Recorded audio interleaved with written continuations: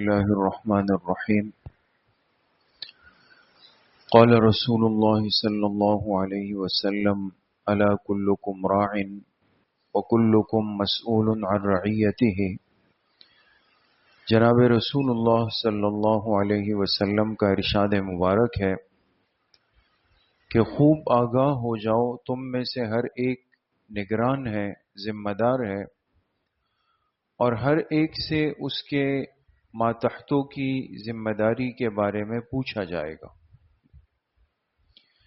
اس حدیث مبارکہ میں آپ علیہ الصلاۃ والسلام نے ہر انسان کو اس کی ایک خاص ذمہ داری کی طرف متوجہ بھی کیا ہے، اور اس ذمہ داری میں غفلت کرنے پر تنبیہ بھی فرمائی ہے کہ تم سے اس بارے میں پوچھ ہوگی اگر تم نے اپنے حصے کا کام پورا نہیں کیا۔ تعبیر اس طرح فرمائی کہ تم میں سے ہر ایک نگران ہے، ذمہ دار۔ نگرانی اور ذمہ داری ہم میں سے ہر ایک جانتا ہے کہ کسی نہ کسی درجے میں ہر ایک کے پاس کوئی ذمہ داری ہوتی ہے، گھر کی ہوتی ہے، کبھی دکان کی ہوتی ہے، کبھی مسجد کی ہوتی ہے، کبھی فیکٹری کمپنی کی ہوتی ہے، کبھی کسی چیز کی ہوتی ہے۔ تو انسان جب کسی کام کا نگران بنتا ہے نا، تو وہ محتاط ہوتا ہے۔ اسے پتا ہے کہ مجھ سے اس بارے میں پوچھا جائے گا 1 مہینے بعد، 3 مہینے بعد، 1 سال بعد، 1 ہفتے بعد، لیکن حساب کتاب مجھ سے ہونا ہے۔ اس لیے وہ احتیاط کرتا ہے۔ اگر اس کے کام میں کوئی خلل ڈالتا ہے تو غصہ آتا ہے، اس کو ڈانٹ ڈپٹ کرتا ہے، ایک ایک چیز کو محفوظ رکھتا ہے۔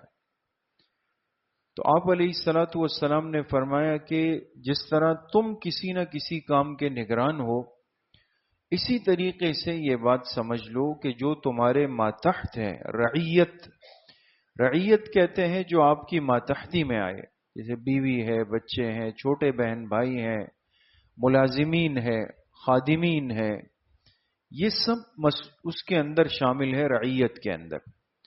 فرمایا ان کے بارے میں بھی تم سے پوچھ ہوگی۔ تو ایک بندہ اگر اپنی حفاظت تو کرتا ہے، اپنا خیال رکھتا ہے، لیکن یہ کہ بیوی بچے کس رخ پہ چل پڑے ہیں کوئی پرواہ نہیں، یا ماتحت جو خادمین ہیں، ملازمین ہیں، ان سے کام تو کروا رہا ہے، لیکن باقی یہ کہ 4 نمازوں کا وقت گزرا، انہوں نے کہاں پڑھی، انہوں نے کیا کیا، یا وہ آپ کی غیر موجودگی میں بیٹھ کے گانے باجے سنتے ہیں، اس بات کی پرواہ نہیں ہے۔ تو بس اپنا کام ہونا چاہیے، باقی یہ کہ باقی تو ہر ایک نے اپنی قبر کے اندر جانا ہے۔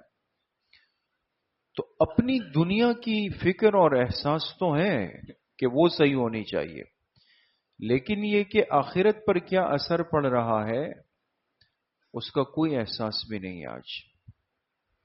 اس لیے میرے عزیزوں، دوستوں، بزرگوں، گھر کے افراد کی دنیاوی فکر جس طرح ہوتی ہے اور ہونی چاہیے، اسی طرح ان کی دینی اور اخروی فکر بھی ہماری ذمہ داری ہے۔ لہذا بچہ جب تھوڑا سا سمجھدار ہوتا ہے، ماں باپ کو فکر لگ جاتی ہے بھائی ان کے لیے اچھی تعلیم گاہ اسکول کا انتظام کرنا ہے، بچوں کے لیے اچھا اسکول کہاں ملے گا، اس کے لیے ایک پوری ورکنگ ہوتی ہے، پوری فکر کی جاتی ہے اس کے لیے، اور اس کے بعد تسلی کر کے سب کچھ کر کے پھر جا کے اس کو وہاں پہ ایڈمیشن دلا دیتے ہیں۔ لیکن یہ کہ یہ فکر ہو کہ اس بچے کے لیے صحیح دینی درسگاہ بھی ڈھونڈوں، اس کا آغاز ہو رہا ہے، یہ اچھا قاعدہ پڑھ لے، یہ کلمے یاد کر لے، یہ نماز جنازہ یاد کر لے، اللہ کے نام یاد کر لے، ناظرہ قرآن کریم صحیح پڑھ لے، یہ ادب آداب اور تربیت والی زندگی جان لے، اس کے لیے کیا کرنا ہوگا؟ کتنے ماں باپ ہیں جو آج اس کی فکر بھی کرتے ہیں؟ یا یہ کہ ہم خود اٹھ کے فجر میں آ جاتے ہیں، گھر والے وہ سوئے ہوئے ہوتے ہیں، ہمیں پرواہ نہیں ہوتی، کوئی احساس بھی نہیں ہوتا۔ حدیث پاک نے وضاحت کر دی کہ تم میں سے ہر ایک سے پوچھ ہوگی اس کی رعیت کے بارے میں، اس کے ماتحتوں کے بارے میں، کہ تم نے کیا کیا ان سے۔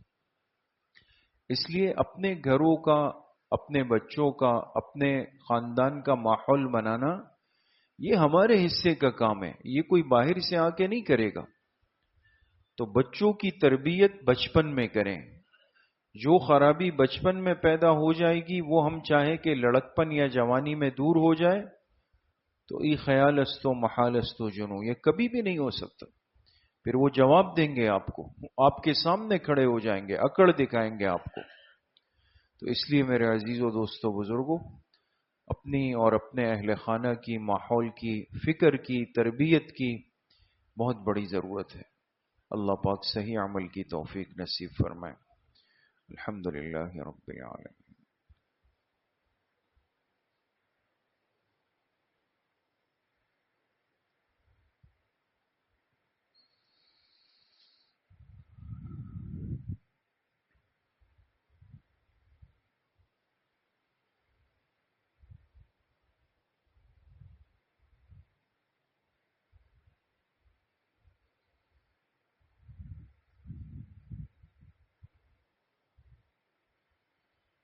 وصلی اللہ وسلم علی نبینا محمد وآلہ واصحابہ اجمعین برحمتک۔